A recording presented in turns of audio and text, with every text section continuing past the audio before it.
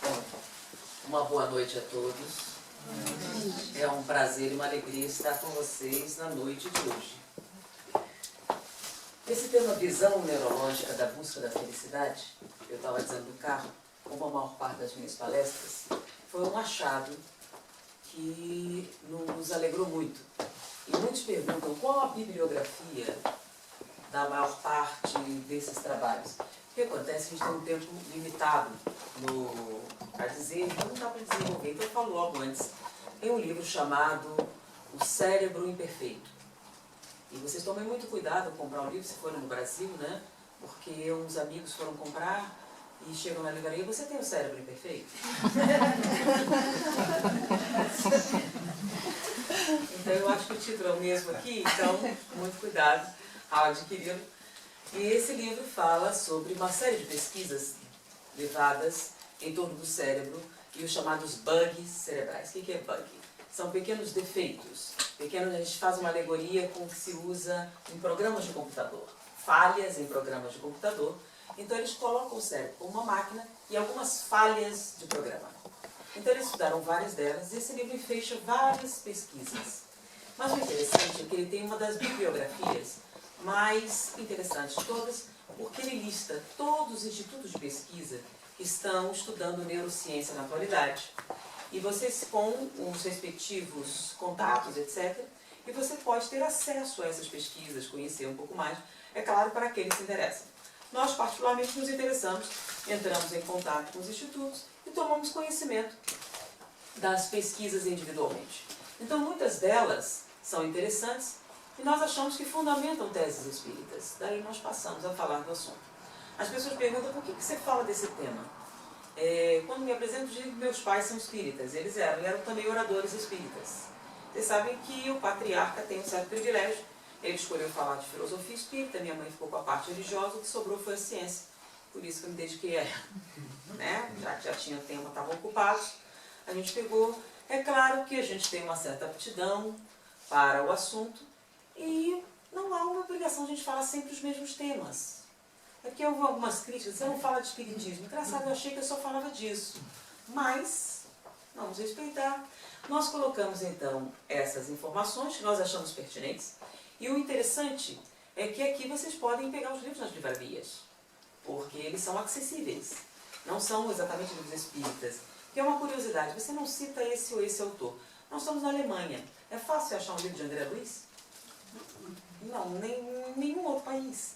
Então, quando você cita esses livros, que eles não têm acesso, fica uma coisa complicada. A gente faz plateias muito heterogêneas, e eu comecei minha carreira não no meio espírita, mas na parapsicologia. Né? A gente ia falar para meio acadêmico, normalmente plateias hostis.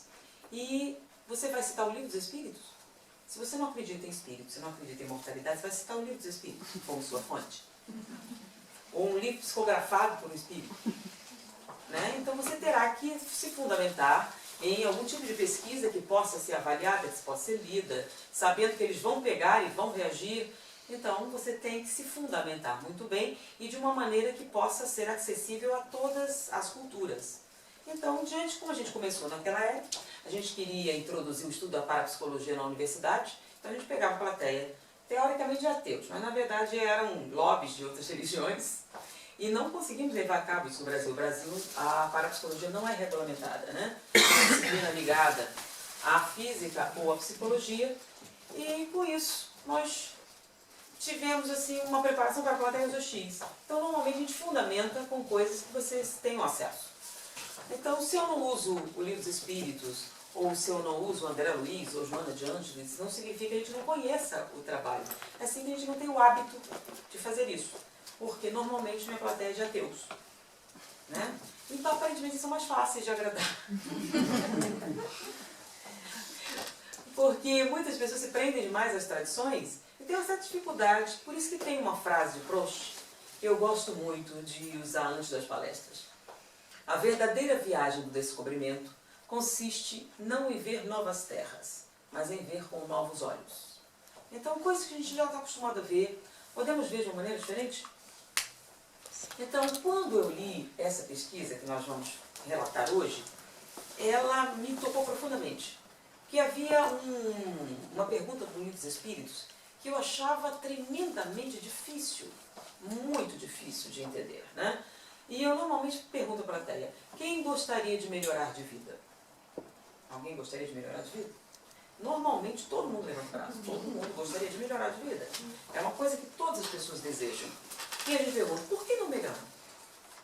Não é isso, vocês gostariam? O que é que impede vocês de melhorar de vida? Aí automaticamente diz, falar é fácil. Isso, falar é fácil. Ou então isso é muito difícil. Ou então existe uma série de dificuldades, porque não é uma coisa simples, não é uma coisa fácil, não é a questão normalmente. E a maior parte das pessoas concordam. Mas o Livro dos Espíritos tem uma questão muito incômoda, que diz o seguinte, pode o homem, mediante seus esforços, domar suas tendências negativas? Vamos entender. O que seriam tendências negativas? Beber, fumar, drogar-se, engordar. Parece que essa é pior, né? Todo mundo sorrindo. Bom, pode o homem, mediante seus esforços, domar suas tendências negativas? Pode parar de beber, parar de fumar, emagrecer, etc. Bom, sim, tudo bem, tudo a gente concorda, podemos, claro. Qualquer pessoa pode fazer isso. Muitas pessoas fazem isso. Né? Mas o problema é o que vem depois do sim. Sim, vírgula. Mediante um esforço muito insignificante. Peraí, agora não. Peraí. Parar de beber é muito. Porque o que é um esforço insignificante? Né? É um esforço inexpressivo. Mas aí não é só insignificante, é muito insignificante. O que vocês entendem com um esforço muito insignificante? Que esforço nenhum. Ele está dizendo que é fácil. Aliás, muito fácil. Você largar de beber, por exemplo. Ou largar de fumar. Ou emagrecer. Todo mundo ri, essa é mais difícil, né? Largar de beber e fumar, tudo bem, mas lá, emagrecer já... Mas é voltar também. Então, eles dizem que é não só fácil, mas muito fácil. Vocês concordam? Não. E ele vai mais além. Mediante um esforço muito insignificante, o que vos falta é vontade. Que é o oposto do que vocês disseram, né? Todo mundo diz que tem vontade, mas é difícil. Vocês dizem que não. Mudar é fácil, vocês que não têm vontade. E agora? É fácil ou difícil? Uma coisa complicada, não é? Então, aparentemente, essa questão tem alguma coisa errada. Não se preocupe, eu também achei. Tanto que quando tinha essa parte, eu posso pular essa. Porque eu discordava. É claro, eu entendo que o Livro dos Espíritos, ele tem uma grande vantagem. Então, eu não dizia que discordava. Eu só não conseguia aceitar naquele momento, eu vou deixar para lá, deixa passar o tempo, de repente, no futuro, a gente compreende o que significa. Mas vocês conseguem entender de outra maneira? É muito literal. Pode o homem, mediante seus esforços, domar suas tendências negativas? Sim, mediante um esforço muito insignificante. O que vos falta é vontade. Ou seja, problema de vocês. Ou não. Bom, deixei para lá durante muito tempo. Eu nunca pensei sobre isso, porque eu não concordava. Porque às vezes a gente lê outros livros, diz leva não sei quantas encarnações de adquirir uma virtude, a gente diz que é mole. É um pouco estranho. Deixamos para lá. Até que a gente entrou em contato com essa pesquisa que a gente vai contar para vocês. E foi para casa, a gente entrou na bibliografia do livro, O Cérebro Imperfeito, tinha um instituto lá, a gente foi confirmar algumas pesquisas do livro e a gente topou com essa. Que, na verdade, quando a gente fala, parece que é uma coisa só. Tem vários institutos e nós juntamos num pacote, aí parece só. Então, se eu citar cada um, vocês sabem como vai fazer, né? Fulano de tal, esse pedaço, esse, tá? Vocês podem pesquisar como eu pesquisei também, então para lá e dá uma olhada que vale a pena, tem outros materiais também. Só que é em inglês, tá? Bom, a década de 90 foi considerada a década do cérebro, tá? Os Estados Unidos da América chegou à conclusão que na medicina todas as fronteiras estavam praticamente dominadas, com uma única exceção, que era o cérebro, que ainda era uma incógnita. Todas as áreas da medicina você pode estudar através da anatomia comparada. Por exemplo, nós podemos estudar o sistema imunológico do ser humano usando o porco como cobaia. Nós podemos usar uma série de animais para verificar o funcionamento de determinadas estruturas. O cérebro, porém, é incomparável. o nosso primo mais próximo, que é o orangutano, tem tantas e tais significativas diferenças que é irrelevante você estudar o cérebro para comparar com o nosso. Não é possível. Há uma diferença muito grande. Eles têm 36 bilhões de neurônios, nós temos 186. Nós temos 16 bilhões somente no córtex. Tá? Então não há comparação relevante possível. Então, de maneira que o cérebro ainda era uma incógnita. Para você entender como ele funcionava, você teria que matar o paciente. Como não é ético fazer isso,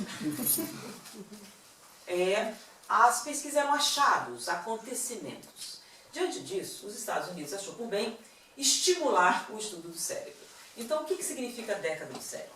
Eles definiram a quantidade de verbas, de prêmios e investimentos na área do estudo do cérebro. Então, a década de 90 recebeu uma quantidade violentíssima de investimentos e terminou com um grande sucesso. Nós passamos a ter, já tínhamos a tomografia computadorizada, mas veio a ressonância magnética, veio uma série de outras tecnologias e, juntando todas elas, nós temos atualmente o scanner cerebral. Quando a gente fala scanner cerebral, é exatamente isso, é um scanner.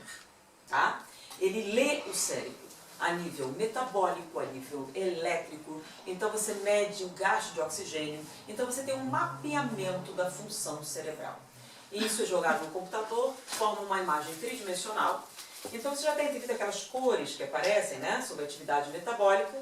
E com esta tecnologia, nós podemos avaliar que área do cérebro está funcionando no momento que você realiza uma tarefa de qualquer tipo, seja uma tarefa motora, seja uma tarefa intelectual, e você pode então definir que área do cérebro está sendo usada para realizar determinada tarefa.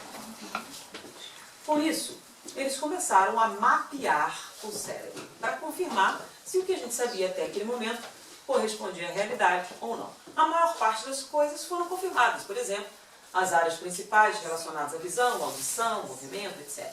Então, mais ou menos, o que se sabia até a época estava confirmado. Mas vieram novas perguntas, né?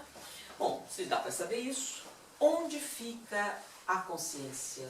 Onde fica a memória? Onde fica a moral? Onde fica o eu? Por exemplo, onde fica o inconsciente de Freud? Onde ficam determinadas coisas que eram comentadas? Elas têm um lugar no cérebro, né? Porque estamos chegando a um momento em que o cérebro é uma máquina e ele deve conter a totalidade das nossas funções. Então, eles, depois de mapear o básico, foram para coisas mais audaciosas. Os processos abstratos cerebrais. Eles começaram a pesquisar isso e uma das primeiras áreas abstratas a serem reveladas no cérebro foi a área do prazer. Entendam o seguinte, a sensação acontece numa determinada área cerebral. O prazer, porém, é diferente. O prazer é uma percepção também. O nome fica diferente porque sensação é o processo fisiológico de captar uma informação sensorial. Já a percepção é você pegar essa informação e dar um viés de natureza emocional. Então, por exemplo, comer é um prazer? E se eu oferecer fígado cru? Continua sendo um prazer? Mas mata a fome? Então, a fome seria coisa agradável. Então, você comer e matar a fome seria uma coisa ótima. Mas nem sempre é agradável fazer isso, mesmo que você atinja o objetivo esperado. Então, descobriu-se que o prazer não é exatamente como uma sensação. Então, por exemplo, já vimos que comer pode ou não ser um prazer. E a música? Por exemplo, se você gosta de ópera, é um prazer. Se você odeia heavy metal, pode ser uma espécie de tortura. Então, tudo o que nós experimentamos pode ou não ser um prazer. Mas o que se descobriu é que quando você identifica qualquer tipo de sensação como prazer, uma área específica é acionada, que veio a ser conhecida como centro do prazer. Tá? Fica localizado no sistema límbico e toda vez que você sente prazer com uma experiência, essa área é acionada. Quando você tem a experiência e não identifica isso como prazeroso, a área não está ativa. Então eles chegaram à conclusão que o prazer, como nós o conhecemos, acontece nesta área.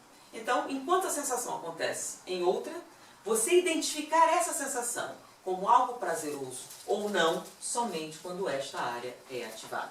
Então, ela ficou conhecida como centro do prazer. Então, todo o prazer que você sente na vida, o prazer de comer, o prazer na música, o prazer na arte, o prazer no sexo, acontece quando essa área é acionada. Se ela não estiver ativa, você não identifica a experiência como prazerosa. Lesões na área, por incrível que possa parecer, levam ao óbito. A pessoa morre. E não morre só porque entra em depressão e suicida. Elas definham até a morte. Tá? Então, 90% das pessoas que desenvolvem lesões na área definham até morrer. Então, chegou-se à conclusão que o prazer é essencial à nossa saúde mental. A pessoa, por exemplo, ela perde vontade de comer, perde vontade de fazer coisas, e não é um processo depressivo. Ela simplesmente não aprecia mais, e com isso, ela definha e morre. Tá? Mesmo quando a gente dá alimentação parenteral. Então, o prazer é uma coisa muito significativa. Então, foi a primeira área abstrata, podemos assim dizer, localizada. Isso era uma coisa que nós achávamos que era um processo de consciência. Tipo assim, a sensação é processada ali e o prazer seria um processo intelectual. Não, existe uma área do cérebro responsável pelo prazer. A partir daí, o entusiasmo cresceu. Se nós achamos essa, a gente pode achar outra. Né? E uma das primeiras coisas que se viu com relação à área do prazer é que ela, além de ser responsável por um processo abstrato, que é uma coisa assim, o que é prazer para você e por que não é prazer para outra pessoa?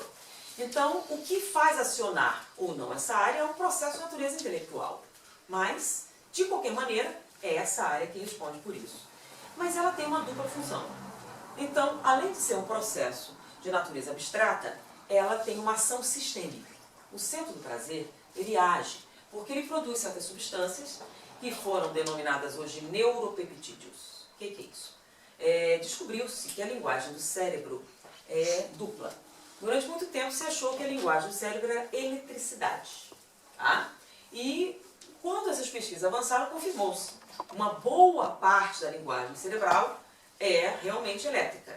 Mas descobriu-se que não era somente assim.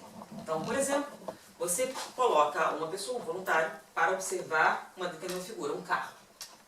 E nós podemos acompanhar o momento em que ele identifica a figura, por exemplo, que aquilo é um carro, a cor do carro, o modelo do carro.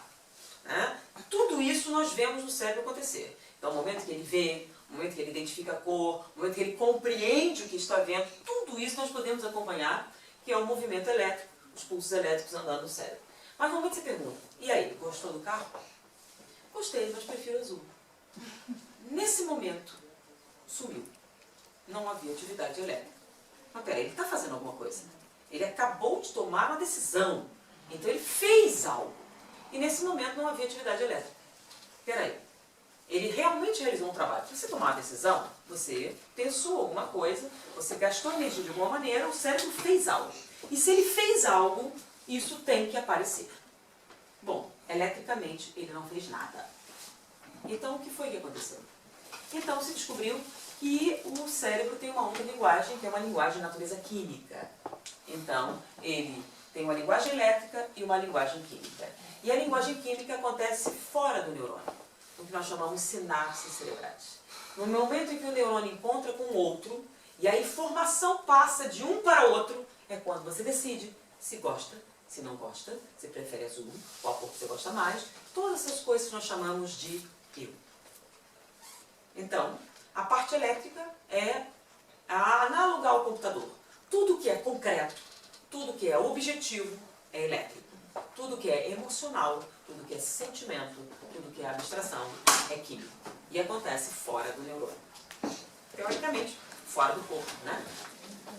Então, acontece na sinapse. E o que existe na sinapse? Até o presente momento, eles identificaram 72 substâncias. Nós sabemos mais ou menos para que servem 11, temos certeza de 7, só temos tratamento para 3. Então estamos ainda muito longe de ter uma resposta com relação à consciência e ao funcionamento cerebral. Mas o que são essas substâncias? Elas receberam o nome de neurotransmissores. Por que neurotransmissores? Dependendo da concentração dessas substâncias nessa sinapse, a informação, quando passa, tem um efeito de uma maneira ou de outra. Tá? Exatamente o que acontece, ainda não sabemos por quê. Pensamento, 72. Só temos... Então, falta muito ainda. Mas, no momento em que a informação passa por ali, você escolheu, você gostou, não gostou, desejou, deixou de desejar, tudo isso que nós chamamos de consciência acontece na sinapse. Mas nós achávamos que tudo isso ficava ali na sinapse, tá? Que o cérebro é uma coisa e o corpo era outra, tá? Era um órgão efetor. E que você sentia, você amava, você fazia no cérebro. Já o corpo era uma série de engrenagens que obedeciam aos desígnios da mente. Achávamos até um tempo atrás. Quando se descobriu que os neurotransmissores não ficam restritos ao cérebro. Eles vazam. Eles vazam na corrente sanguínea. Então, eles se deslocam ao hipotálamo. Dependendo do sentimento que você tem, por exemplo, vitimização, luxúria, qualquer coisa desse tipo, essa química cerebral migra ao tálamo, se associa a pequenas cadeias de aminoácidos e se derramam na corrente sanguínea.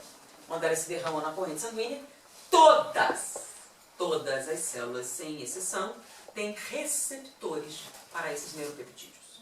Então, no momento em que você se sente como uma vítima, seu rim se sente uma vítima, seu coração se sente uma vítima, seu baço se sente uma vítima, suas células ósseas se sentem uma vítima. Todas as suas células corporais acompanham os seus desejos. Daí surgiu o entendimento que nós chamávamos de doenças psicossomáticas. Nós poderíamos dizer hoje que não são psicossomáticas, são neurosomáticas. Né? Qualquer atividade psíquica tem uma resposta neural e essa resposta neural tem uma resposta sistêmica. Tá? E a célula que tem o maior número de receptores para esses neuropeptídeos são as células imunológicas.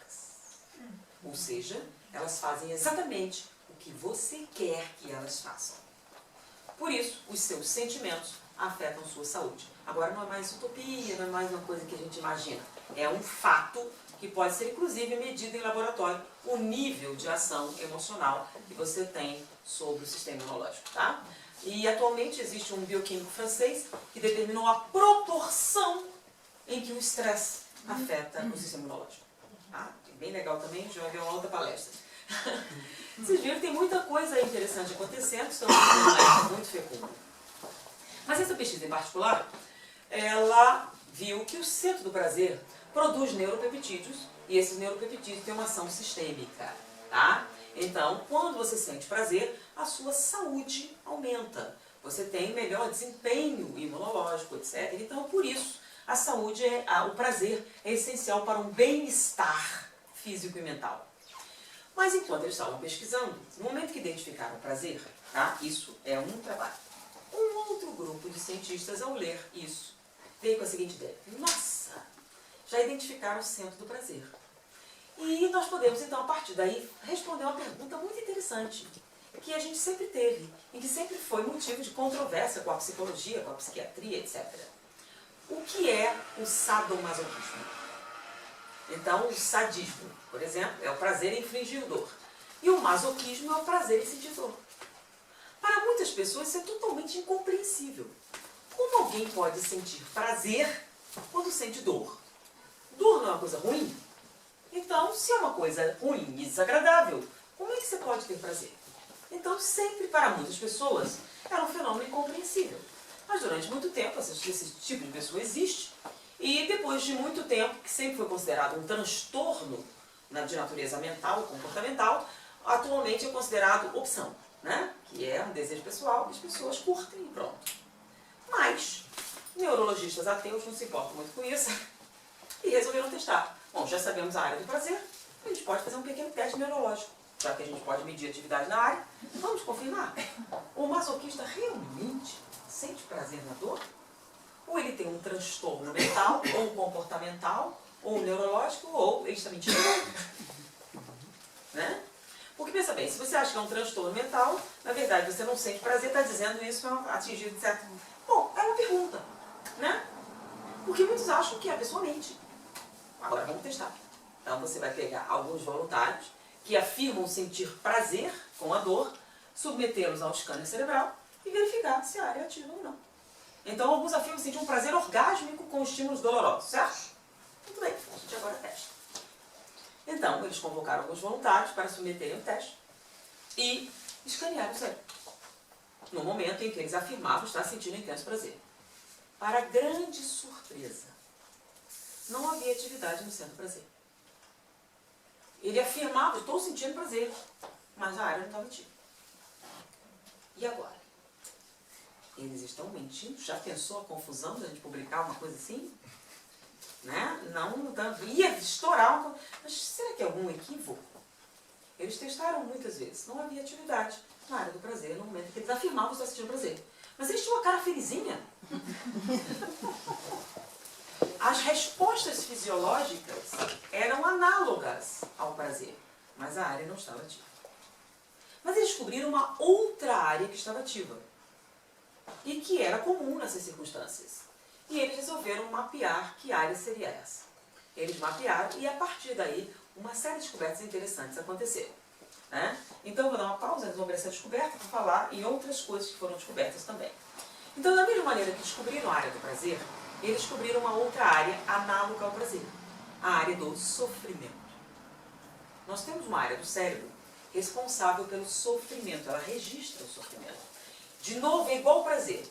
Na verdade, a sensação, qualquer que seja, é numa área específica. Mas se você identificar essa sensação como dolorosa ou não, é nesta área. Tá? Desculpe, olha só. Dor é uma área, sofrimento é outra. Tá? Você pode sentir dor e não sofrer. Não.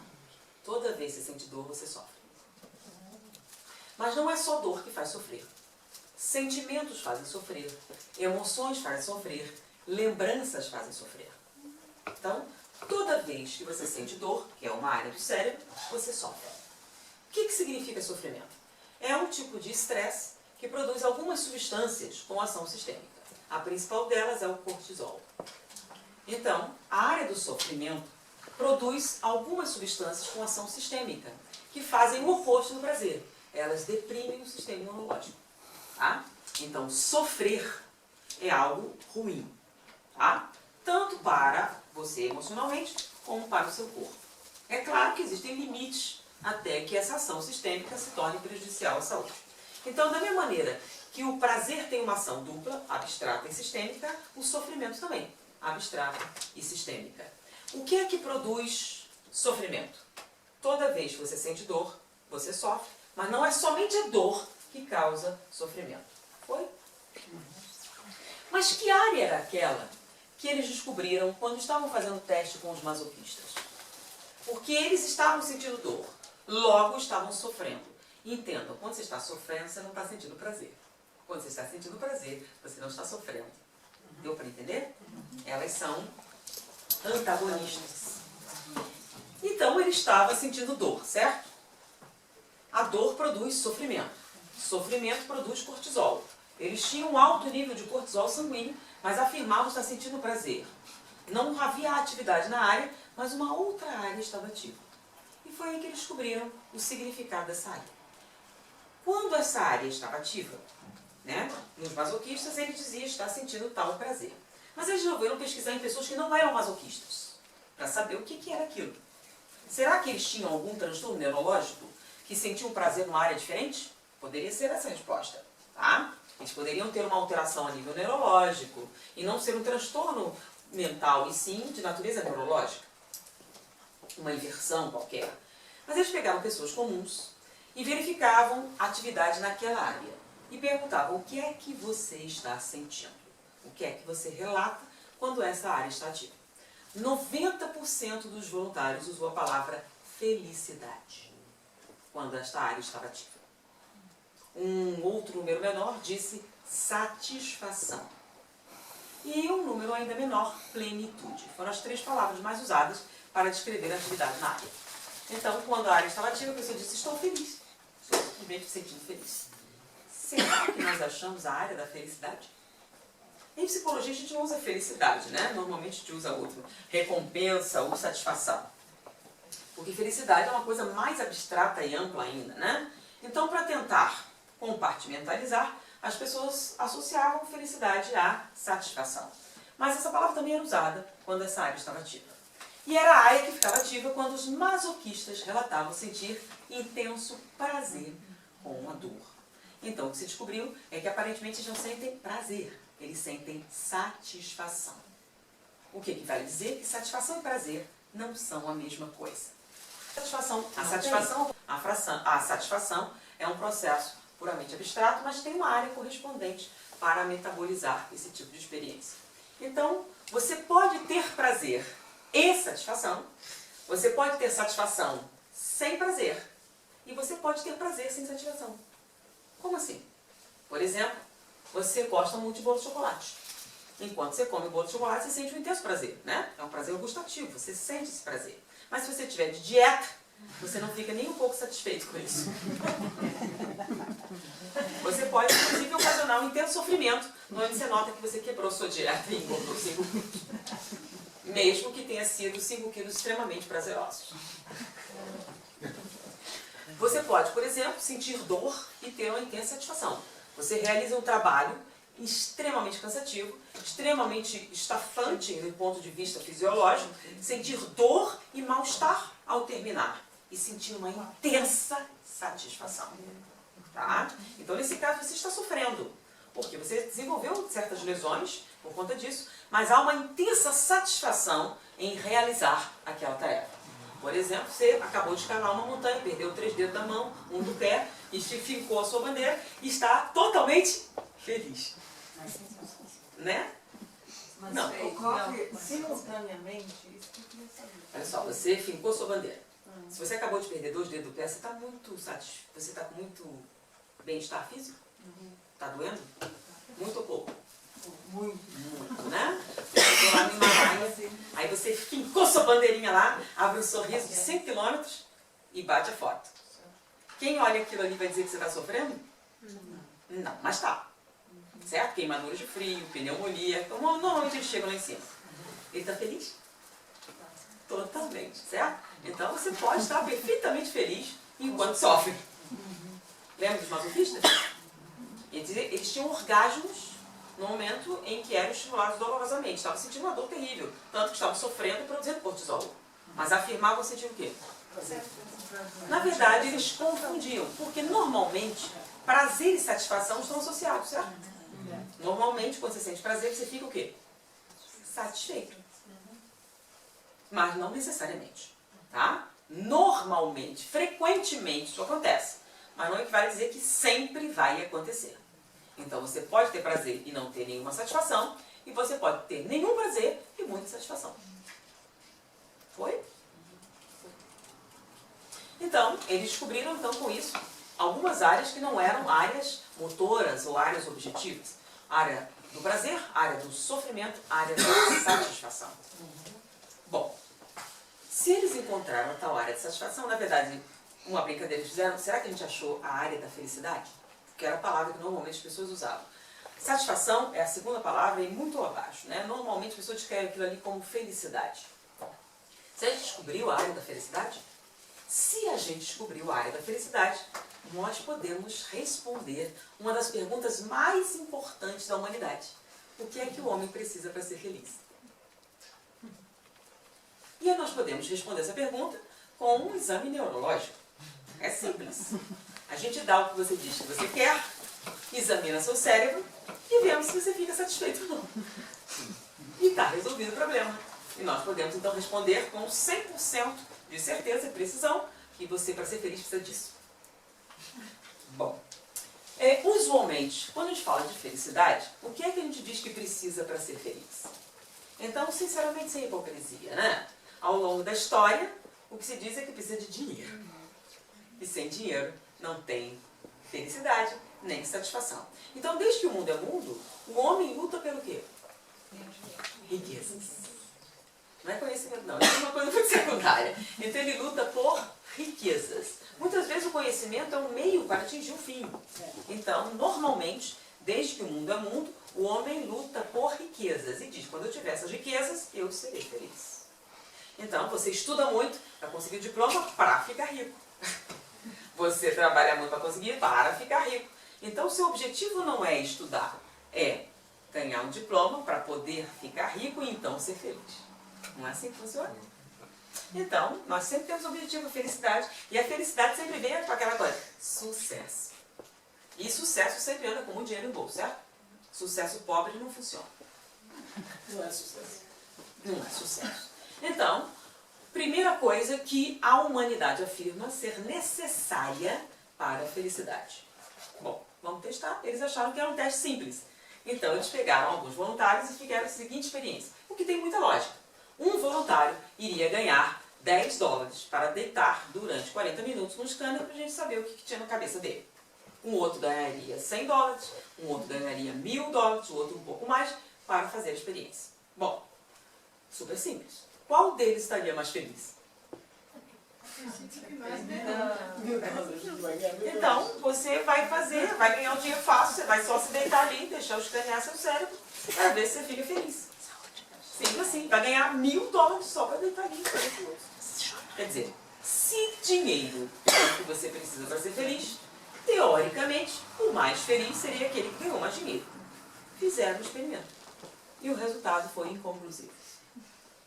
Ele não ficou mais feliz. Às vezes conseguiu mais felicidade com bolo de chocolate. O dinheiro não foi relevante.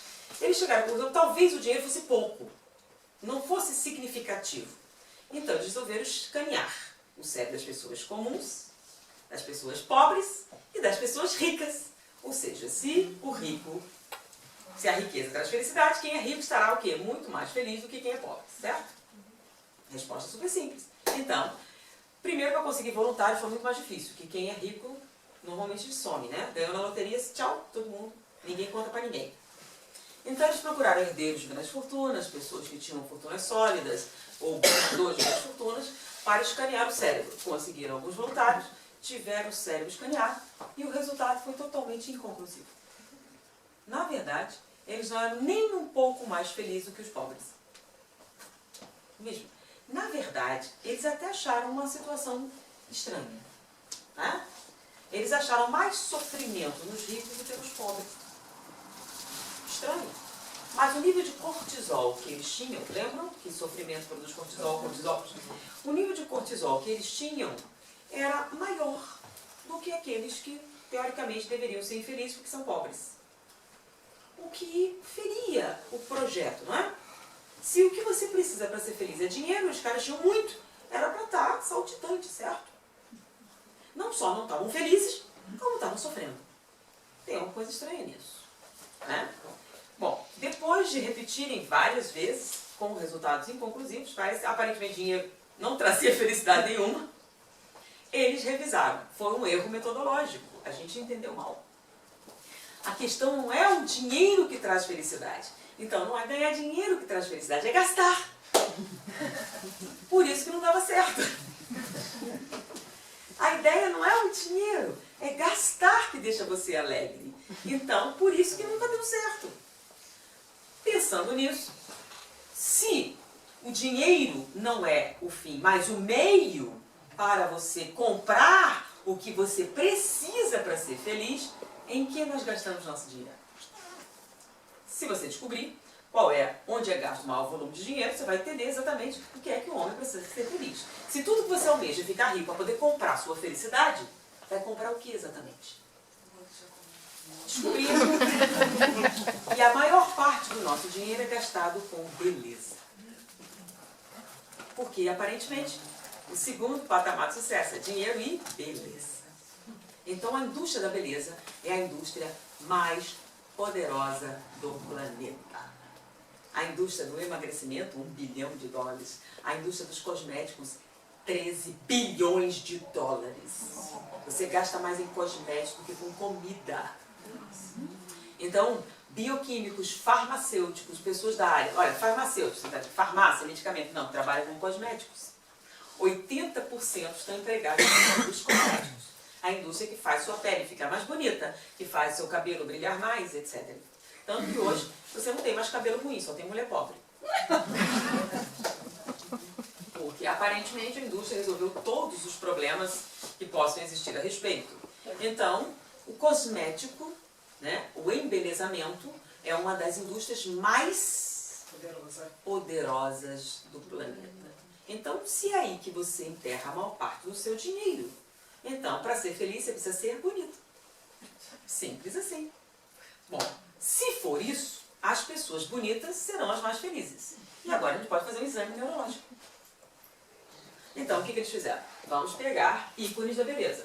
Modelos, atores, pessoas reconhecidamente belas, pessoas que chamam a atenção pela sua beleza, ou pessoas destacadas pela sua beleza, escanear o cérebro para ver quanta felicidade elas têm a mais do que quem não está dentro desses padrões veiculados pela sociedade. E assim foi feito. Conseguiram modelos, artistas, etc. Foi mais fácil que pessoa rica, sabe? Então, eles fizeram e os resultados foram inconclusivos. Não só as pessoas mais bonitas não eram mais felizes, mas aparentemente sofriam ainda mais do que os ricos. O sofrimento era muito significativo, até o ponto que muitos deles estavam com prejuízos significativos da saúde. Tinham comprometimento do sistema imunológico em virtude do sofrimento que eles tinham. O que foi realmente uma grande surpresa. Porque eles sorriam intensamente. Então, um dos voluntários era uma Miss, né? E ela dizendo durante, eu estou totalmente feliz. O sonho da minha vida sempre foi ser a mulher mais bela do Texas. Agora eu fui eleita Miss Texas, então eu estou totalmente feliz. E aquele sorriso de baixo de dente. Enquanto escaneava o cérebro dela, e ela não só não estava feliz, como o sofrimento dela estava num nível que comprometeu o seu sistema imunológico. Ela estava em vias de ter problemas de saúde. Ela estava imunodeprimida. Mas ela, não, tem algum engano, eu estou totalmente feliz. Então ela afirmava estar totalmente feliz, mas não havia atividade cerebral na área. Eles retestaram, de repente erraram, né? Mas não, aparentemente funcionava com todo mundo, menos com eles. Então ela não estava feliz, como estava sofrendo muito. E aí eles pensaram, então, beleza não traz felicidade? Descobriram que dinheiro não traz felicidade, beleza aparentemente também não. Mas então, o que é isso? Ah, também foi um erro metodológico. Não é a beleza que traz a felicidade. A beleza é um meio para atingir um fim, porque a verdadeira felicidade é o sucesso. E o sucesso traduz em poder. Então, dinheiro e beleza são um caminho para atingir o poder, que vem a ser a ascensão social. Ou mandar, ou estar no topo da cadeia alimentar, ou adquirir uma existência superior à dos demais. Então, dinheiro é meio caminho andado, se você é bonito também, você consegue então, porque você consegue isso através da fama ou através do poder.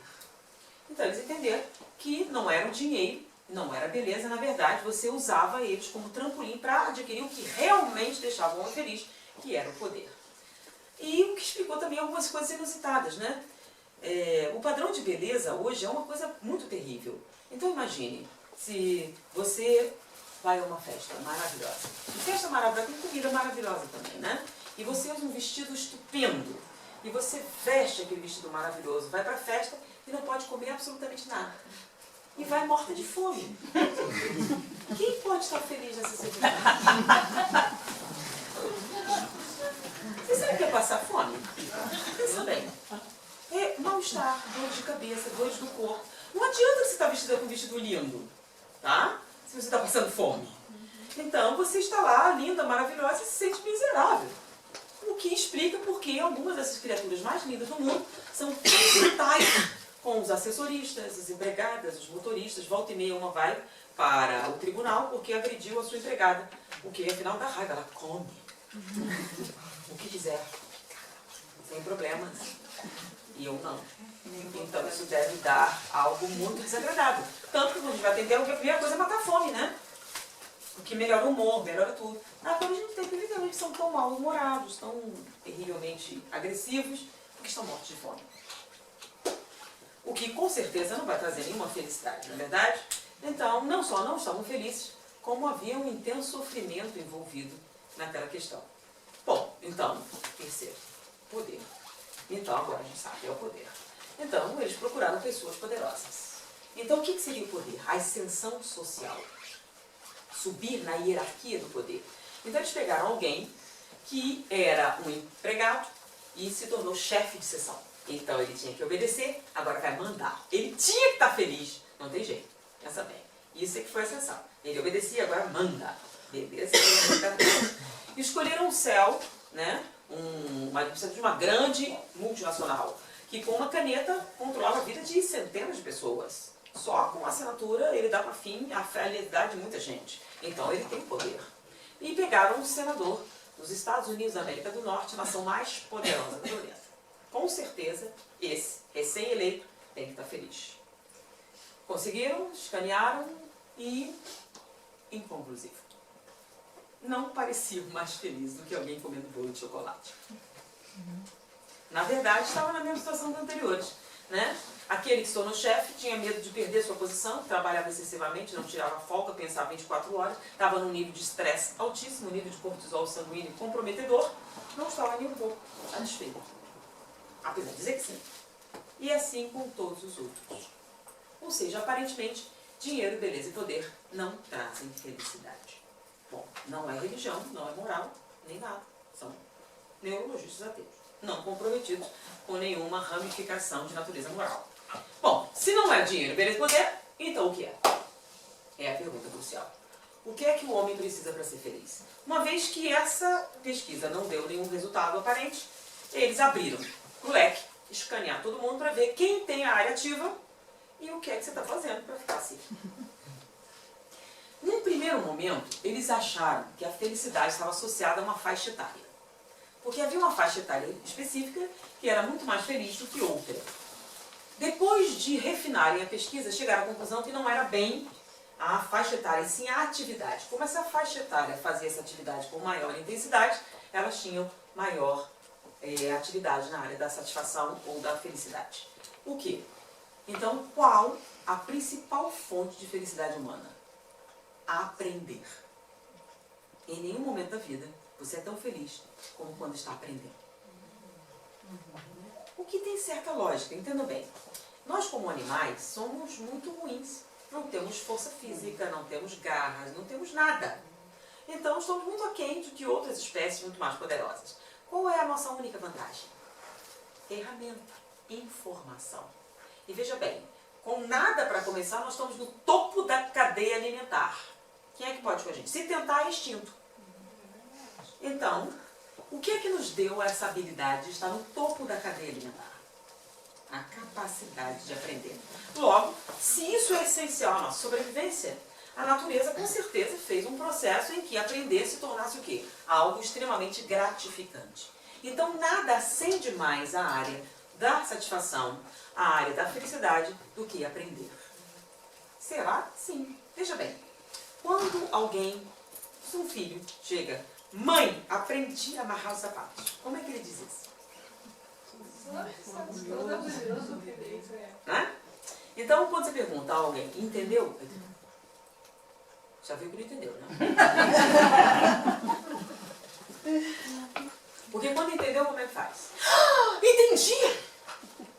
É ou não é essa expressão? Então, a pessoa está circunspecta e assim, consegui! Entendi! Ou ele está com aquela cara, ouviu a piada.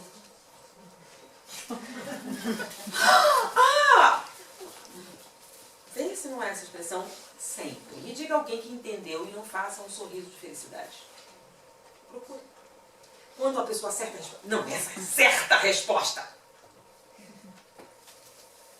Isso é recorrente, não importa em que idade. E é muito comum, você ouviu algumas coisas assim, né? A pessoa estuda muito para conseguir aquele seu diploma, conseguir a ascensão social, chegar no topo, aí vende tudo e diz, eu era feliz e não sabia. Lembra? Na juventude? Só que erroneamente eles associam a despreocupação. Gente, que é a coisa mais preocupante de ser adolescente? Eles estão preocupados o tempo todo. Né? Na verdade, estão estressadíssimos. É difícil, alguém quer viver a adolescência novamente?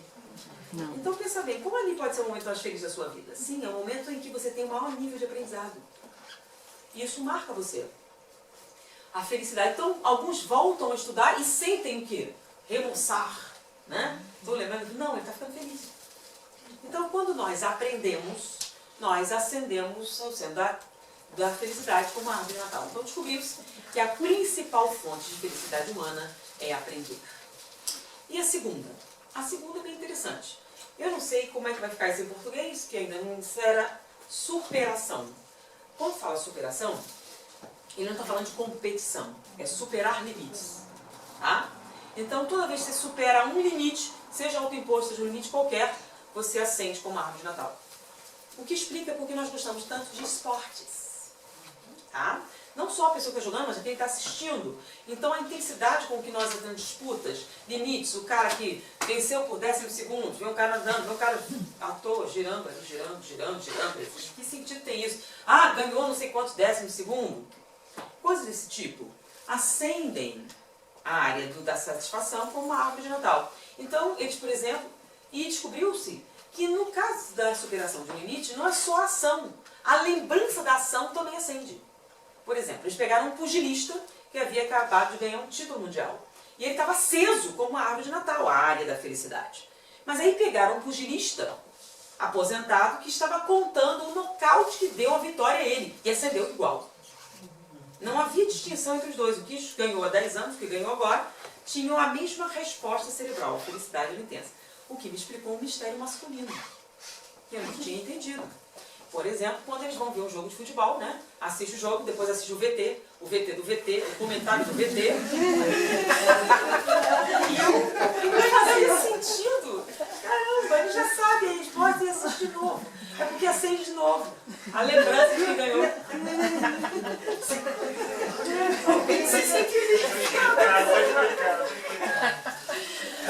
isso explica bastante. A gente não entende por que já sabe a resposta, já viu de novo. É por isso, porque acende de novo. Na hora ganhou, aí você vê de novo, tem a lembrança e acende.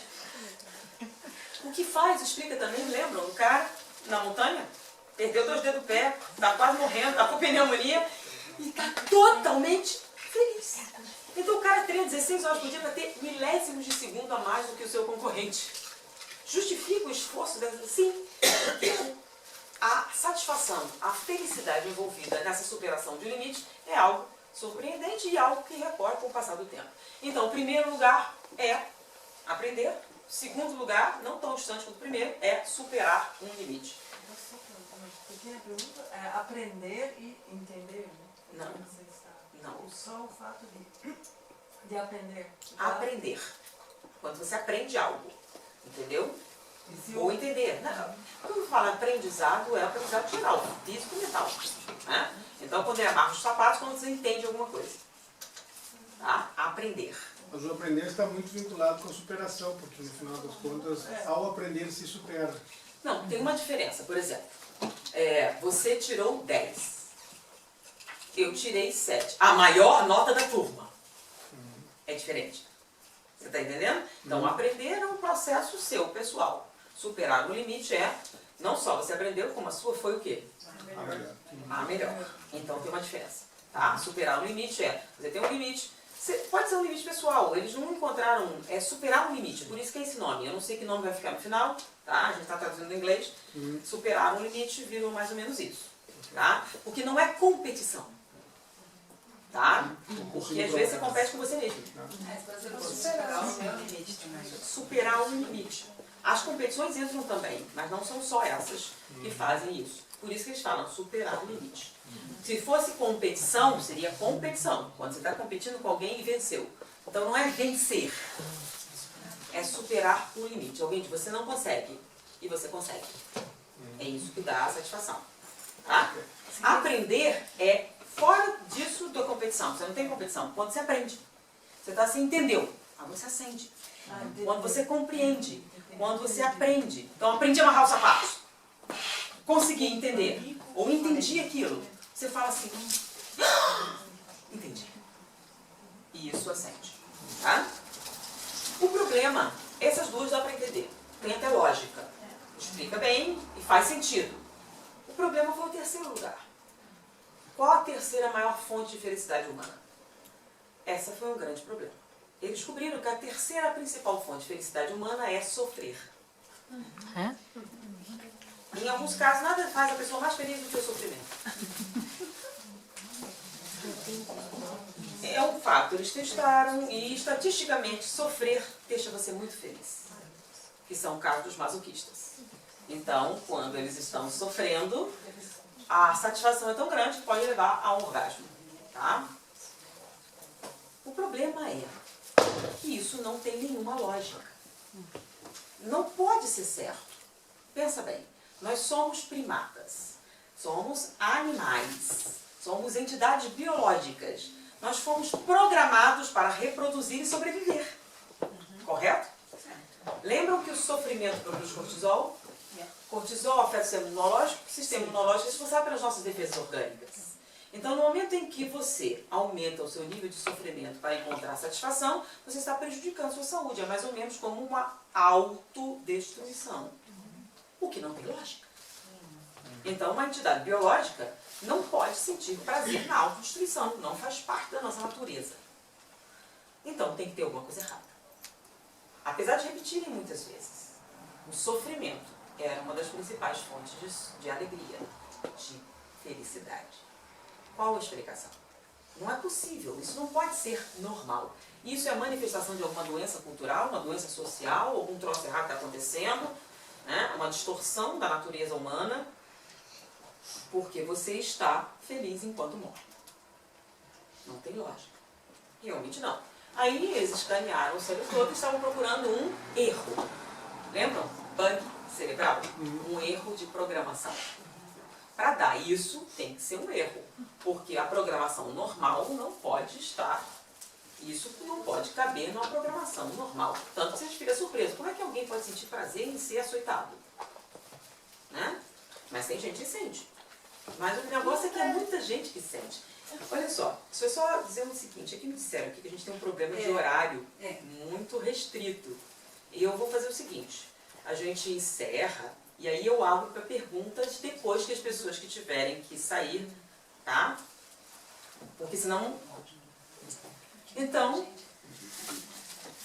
por exemplo, vamos voltar. Onde é que eu estava? Do bag. Assim, o prazer na dor. Então, estatisticamente, é um fato o prazer na dor. O que parecia não ter lógica. Eles foram pesquisar e encontraram... Desculpa, agora eu fiquei em dúvida. Você falou que não é satisfação, que não, aí tá ligado ao sofrimento. Mas agora é uma confusão. É, quando a pessoa, o masoquista, ele não tem prazer, ele tem satisfação. Isso. Mas agora você falou que tem prazer. Não, ele tem satisfação. Tá? Porque se você está sofrendo, você não sente prazer. Se você sente prazer, você não está sofrendo. Agora, você pode sentir dor e ficar satisfeito. E você pode sentir prazer e não ter nenhuma satisfação nisso. É, isso eu entendi. Tá? Mas você está falando agora prazer e dor junto? Não. Estamos falando sobre sofrimento e felicidade. Ah, tá. Um sofrimento. Então, a terceira principal fonte de felicidade humana é o sofrimento. É, sofrimento. Tá? O que não tem lógica. Então, eles foram escanear o cérebro e descobriram um bug. Bug cerebral. O que é um bug? Um defeito de programação. Tá? Quando você fala em bug cerebral no centro, ou curto-circuito cerebral, por exemplo, quando ele fala o curto-circuito da amígdala, tá? Ou sequestro, coisa assim, a linguagem, lembra da eletricidade no cérebro? Então, quando você diz, por exemplo, a gente tem a eletricidade circulando aqui, certo? Se eu enfiar um garfo na tomada, o que vai acontecer? Nós vamos fazer um curto.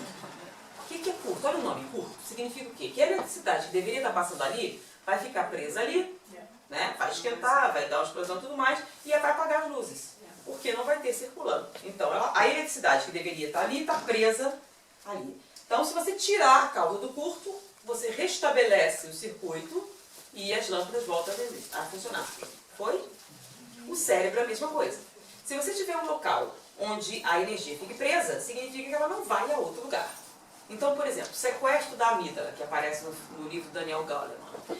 A amígdala, que é uma estrutura cerebral, rouba a energia do lobo frontal. Tá? No caso do bug cerebral responsável por essa resposta, ele também faz isso. É uma área cerebral que fecha um circuito e rouba a energia do lobo frontal da mesma maneira que a amígdala também rouba. Tá? E quando ela rouba a energia do lobo frontal, o lobo frontal é responsável pelo quê? Pela lógica, pelo raciocínio, pelo custo-benefício, pela matemática, por tudo aquilo que você chama, é o setor lógico do cérebro. Então, o setor lógico do cérebro é justamente o lobo frontal. Quando você está preso nesse circuito que eles descobriram, você rouba energia dessa área. Então, você não pensa. Lembra que nós falamos? Mas não tem lógica. Não adianta procurar porque não tem mesmo. Por quê? Porque você está preso no que eles chamam de circuito culpa-recompensa.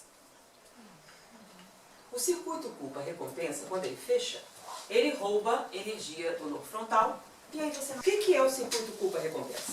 Vamos entender, o cérebro é uma máquina, tá? Não, porque até o momento a gente não falou de moral, de ele, nada. O cérebro é uma máquina. É uma máquina como um computador. Então, como computador, ele tem uma linguagem apropriada. Tá? Por exemplo, você entende intelectualmente uma negativa, mas o cérebro não. Como assim o cérebro não? Vamos fazer uma experiência aqui. Pensem num canguru. Pensem num canguru. Você sabe o que é um canguru, né? Aquele bichinho australiano. Pensem no canguru. Estão pensando no canguru? Agora eu vou pedir outra coisa igualmente simples, igualmente fácil. Não pensem no canguru. Não pensem no canguru. Não estão pensando no canguru?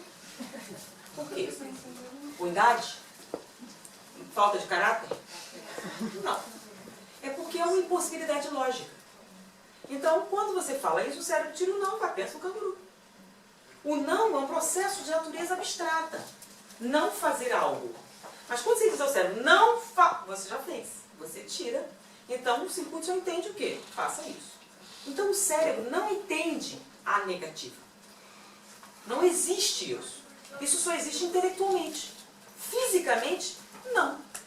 Então, quando você diz, pense no canguru, você entende, pensa. Não pense no canguru, você pensa igualzinho. Tá? Intelectualmente você não entende, mas você é incapaz de produzir essa resposta, porque o cérebro é uma máquina e vai entender dessa seguinte maneira. Então, vamos entender como é que funciona. Então, para toda ação existe uma recompensa, que é o nosso agente motivador, lembra?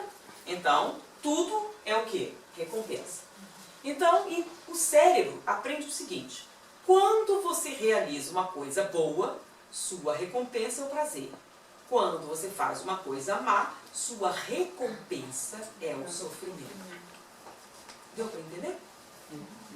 Não existe bom e mal, opostos. É tudo o quê? Positivo.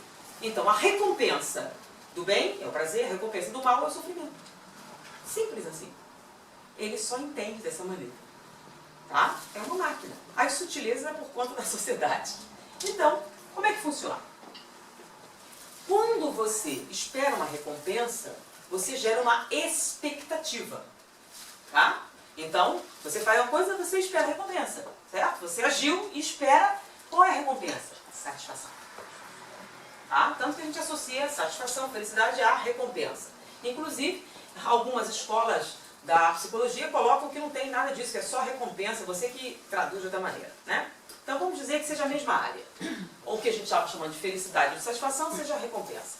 Então, quando você faz uma coisa boa, sua recompensa é prazer. Quando você faz uma coisa má, sua recompensa é o sofrimento. Mas quando a recompensa não vem, o que acontece? Nós entramos num processo de ansiedade. Então, cadê minha recompensa? Cadê minha recompensa? Cadê a minha recompensa? E aí, você começa a entrar em estado de ansiedade esperando o quê? Eu quero, não é justa a recompensa? Não, você não espera. Então, a expectativa, ela gera algumas sensações agradáveis. Você libera uma quantidade de catecolaminas, um surto adrenérgico e é bastante desagradável. Então, para algumas pessoas, antecipar a recompensa diminui a ansiedade. Deu para entender? Esperar é pior do que... Então, o sofrimento da expectativa é mais intenso do que da realização. O que faz com que você corra atrás da recompensa. Então, pensa bem, você fez uma coisa boa, o prazer acontece naturalmente. Você fez uma coisa má e fica esperando o sofrimento. E o sofrimento não vem, e o sofrimento não vem, você entra em ansiedade e começa a passar mal. Aí o sofrimento vem e você fica satisfeito. Chama-se culpa-recompensa. Não adianta procurar lógica que não tem. Lembra que roubou a inteligência? Você não raciocina quando está fazendo isso. Exatamente assim, gente. Não raciocina. Porque raciocinar e culpa-recompensa são antagonistas. Ou você raciocina, ou faz o culpa-recompensa. Os dois ao mesmo tempo. Quem coloca nesse momento a inteligência? Deixa para as perguntas. Então, o culpa-recompensa, ele faz isso. Ele funciona como? Você fez coisa má, você espera a sua recompensa. A sua recompensa é sofrimento. Então, quando ele vem, o que você sente? O que acontece quando a recompensa vem? Fica a satisfação. Se a sua é o sofrimento, quando ele vem, você fica o quê? Equivale a dizer que é aquilo que você merece. Vamos entender. Nosso professor de psiquiatria também era diretor do Instituto Médico Legal. E era comum ele levar alunos para fazer perícia. E uma vez chegou uma jovem que havia apanhado brutalmente do marido. E ela foi pedir o exame de corpo de delito para pedir a separação. E ela conseguiu. Foi embora. Passado um tempo, ela voltou. Ela arrumou um namorado e o namorado bateu nela. E ela foi pedir uma medida cautelar. Ok? O exame de corpo foi embora. Passou um tempo, ela voltou. Ela arrumou outro namorado, o namorado bateu nela. Aí os alunos que estavam presentes nas outras ocasiões começaram a fazer piadinhas. Essa daí gosta, não sei o quê, aquela coisa assim. E o professor viu o que significa isso.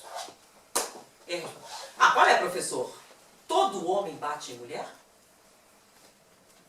Não. Ela é muito azarada? Não. Ela gosta? Não. Se gostasse, ela ficava com o marido, né? Tanto não gosta que ela terminou 3 relacionamentos pela violência doméstica. Mas é isso, não responde às perguntas anteriores. Mas significa uma outra coisa. Culpa-recompensa. Se ela entrar numa sala com 100 homens, de quem ela vai se aproximar? Não. Não é daquele que bate. Daquele que ela acha que merece. Tem uma diferença. Merece que bate? Não. O que você merece. Lembra? Você é má. Você merece uma coisa boa? Não. Deu para entender? Porque, veja bem, será que isso aí que eles descobriram é real? O que os outros faziam lógica, mas vamos ver se tem lógica. Pensa bem. Você ganhou na Mega Sena. O que você faz? Não conta para ninguém para não dar olho gordo. Certo? Agora, você foi assaltada. A amiga foi assaltada. Foi um sequestro relâmpago. Por exemplo, um acidente de automóvel. O povo vai devagarzinho para ver. O quê? Os órgãos. Para quê? Você viu? Eu vi. Então alguém comenta assim, nossa, eu fiz uma cirurgia de hérnia de disco, demorou 3 anos. Ah, a minha demorou 6.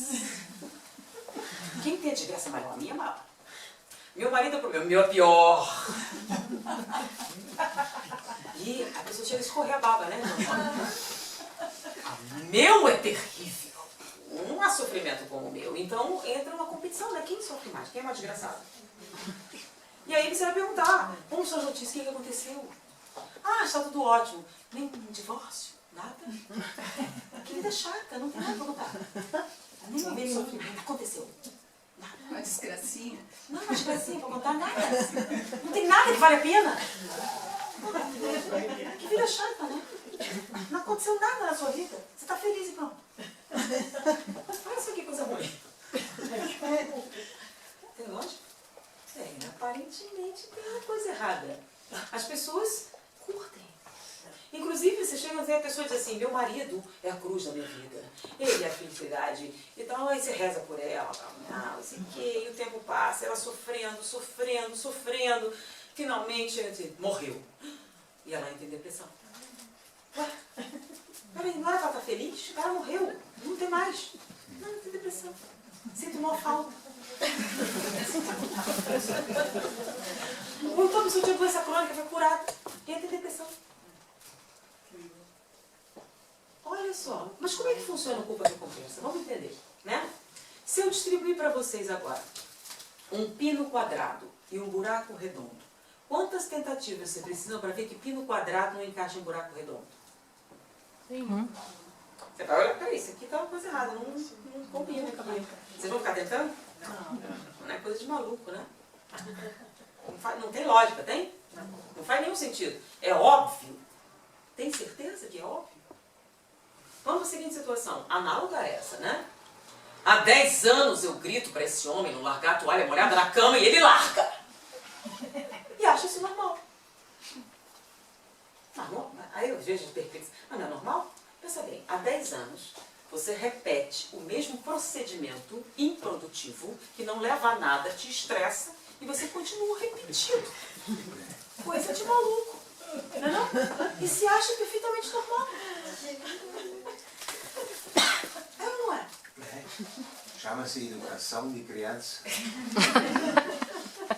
Exatamente. Por exemplo, outra situação. Você se separa e casa com alguém igualzinho. Aí, outra igualzinho. Então, qual o problema? São as pessoas ou é você? Hã? O que você está fazendo agora? Te leva onde você quer ir? Não? Por que você continua fazendo? Não, pergunta. Por que você faz? Porque não pensa. Você não raciocina em termos de custo-benefício. No seu trabalho você raciocina. Produtividade, você consegue fazer essa analogia. Mas com a vida pessoal, fugiu sua inteligência. Então no trabalho você faz reengenharia, no trabalho faz avaliação de custos, essa coisa toda, a maior facilidade. A matemática é mole em casa. Não. Você continua repetindo. Então você se aproxima de pessoas que te fazem mal. E continua, apesar de saber que isso acontece. Pessoas que poderiam te... Não. Então, quem é que procura o sofrimento? Por quê? Porque é isso que você merece. Culpa, recompensa. Peraí. Só que isso é uma estrutura neurológica. Como é que a gente sabe? Vocês já viram aquela coisa da psicoterapia, né? 10 anos de terapia. Ah, meu Deus, sou eu? E fica curada. É, a ficha cai. O que significa a ficha cair? O Livro dos Espíritos. O que fazer para alcançar a felicidade e resistir ao mal? Um sábio da antiguidade Volo disse: conhece-te a ti mesmo. Reconhecemos a sabedoria dessa máxima. A dificuldade está justamente como é que a gente faz isso, tá? Quem fala é fácil. De novo aquela outra, né? Simples. Ao chegar em casa, uma mensagem de Santo Agostinho, passar em revista, analisar, avaliar, analisar, avaliar, catalogar, contabilizar. São todas as mesmas palavras? Sim. Raciocine seu comportamento. Beleza? O problema é que se você fizer isso, magicamente você ativa qual área cerebral? Que é antagonista de quem? Do culpa. Pensa, você está restabelecendo, lembram? Tirou o garfo da tomada, você começa a avaliar racionalmente o seu comportamento. E uma coisa mágica acontece. Meu Deus, estou fazendo besteira. E tá, né? E aí você recupera a sua inteligência e começa a desfazer o culpa recompensa. Não tem lógica esse comportamento. Não tem não. E tudo que eu preciso é pensar sobre isso. Muito difícil. Se você está no culpa recompensa, sim, porque você perdeu, lembra? Você perdeu a razão? Perdeu a lógica? Lembra? Toda vez que você ficar repetindo a mesma coisa, lembra? Pino quadrado, não encaixa, buraco redondo. Você faz isso. Então, você faz a mesma reclamação dia após dia. Peraí, por que você continua fazendo se é tão ruim assim? Eu faço tudo por vocês. Eu me sacrifico. Não faz mais. Larga a mão. É, mas é o prazer de reclamar. Se todo mundo começar a reclamar, você sente uma angústia. Cadê a satisfação em sofrer? Eu fiz isso até estourar as costas. Isso é uma alegria. Até com as costas douradas. Coisa louca. Faz sentido? O comportamento masoquista. Você sente uma alegria quando você sofre. Faz sentido? Não faz nenhuma, nem adianta procurar sentido, porque não tem. Porque no momento que você está fazendo isso, você não faz o quê? Pensa, pino quadrado, buraco redondo. E aí a pessoa, agora vai. Agora vai. Vai? Então quem é o autor da sua felicidade? No caso, sofrimento é o que você precisa mais. Tem certeza? O problema é que tem consequências. No momento em que você pode até estar satisfeitíssima, porém, sofrimento produz cortisol. Cortisol deprime o sistema imunológico e você fica doente. Então, as doenças psicossomáticas são uma consequência direta do culpa recompensa. Tá? Então, quem é que está fazendo você doente? Você mesmo. O que poderia te salvar? Mudar. Raciocínio. Pensa um pouco. Você gostaria de melhorar de vida? O que você precisa? Só raciocinar um pouco. O que eu estou fazendo faz sentido? Não. Por que você continua fazendo? Culpa recompensa. Que tipo de necessidade está querendo atender? Veja, tem lógica bastante o pensamento. E por incrível que pareça, é a terceira maior fonte de felicidade humana. Por isso as coisas estão como estão. Mas precisam estar? Pode o homem, mediante seus esforços, domar suas tendências negativas? Sim. Mediante o esforço muito insignificante. O que nos falta é a vontade. É a coisa que não conhece, tipo, não é que funciona. Sim. Agora, não tem aquela dimensão filosófica de falar, não funciona imediatamente. No momento em que você começa a racionalizar, tá? Racionalizar o comportamento, analisar quanto custo-benefício mesmo. Peraí. Meu Deus, estou fazendo tanta besteira assim? É, tá mesmo. E eu não notei? Não, não notei. Por quê? Culpa e recompensa. No momento que você rompe o circuito, as coisas vão com uma certa facilidade. Porque você recupera a razão e consegue racionalizar seu comportamento. Você vai ver, ih, caramba, pelo quadrado não encaixa. Estou perdendo o meu tempo. Tá? Então, se você olhar de volta, presta bem atenção. Realmente são os outros os autores da sua infelicidade? Então, o que você fica? Então, pensa bem. Você terminou um relacionamento. Acontece, né? Faz parte da vida. Ai, meu Deus, está tocando a música. Aquela música. Por que você não troca a estação?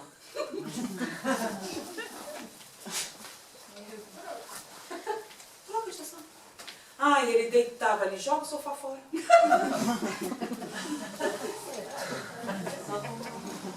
Sim, mas você está no culpa recompensa, vive a beleza. Né? Você não racionaliza. Né? O que você está fazendo te leva onde você quer ir? É isso que você quer? Sim, eu quero sofrer, porque eu mereço. Então, veja bem, fala sem hipocrisia, eu não sou uma mulher casada, não. Então, o príncipe encantado, um homem lindo, alto, forte, maravilhoso, quero casar com você. Qual o primeiro pensamento? É muita areia pro meu caminhão, não tem coisa. As duas viagens. Mas por quê? Você já parou para pensar? Se você te oferece uma coisa boa, gostosa, que você quer, por que a felicidade é tão intragável? Então uma pessoa legal não pode gostar de você? Claro que não. Por que não? Eu me conheço, eu não gosto de mim, logo... Eu não mereço. Então, você não olha ninguém legal. Você procura aquilo que você merece, lembra? Então ela não queria alguém que batesse nela. Não é isso que você pensa. Isso é a consequência fatal do resultado do seu raciocínio. Então você procura o quê? A sua recompensa. Se eu sou má, minha recompensa é o sofrimento. Então você o busca. Agora, nem sempre a gente fica satisfeito quando ele chega, certo? A gente até quer devolver. Mas quando vai procurar, procura de novo o quê? A causa da sua ansiedade. Eu preciso sofrer para atender uma necessidade profunda de me redimir da minha culpa. Porque lembra, qual o significado de culpa? Eu mereço sofrer. E se não estiver sofrendo, você corre atrás. Para encontrar satisfação. Lembra? Quando eu digo, meu Deus, está tudo muito bom. Está bom demais. Vai acontecer uma desgraça. Vai acontecer uma desgraça. Não é possível. Ai, meu Deus, a desgraça está vindo. Ai, meu... Aconteceu. Não falei, graças a Deus, já acabou. Foi.